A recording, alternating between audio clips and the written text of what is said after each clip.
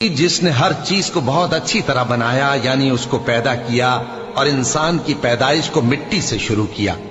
फिर उसकी नस्ल एक किस्म के खुलासे से यानी हकीर पानी से बनाई, फिर उसको दुरुस्त किया, फिर उसमें अपनी तरफ से रूह फूंकी और तुम्हारे कान और आंखें और दिल बनाए, मगर तुम बहुत कम शुक्र करते हो।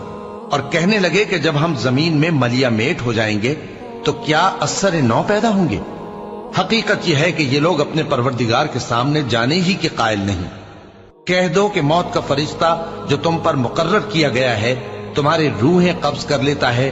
फिर तुम अपने परवरदिगार की तरफ लौटाए जाओगे और तुम ताज्जुब करो जब देखो कि गुनाहगार अपने परवरदिगार के सामने सर झुकाए होंगे और कहेंगे कि ऐ हमारे परवरदिगार, हमने देख लिया और सुन लिया, तू हमको दुनिया में वापस भेज दे कि नेक अमल करें, बेशक हम यकीन करने वाले हैं।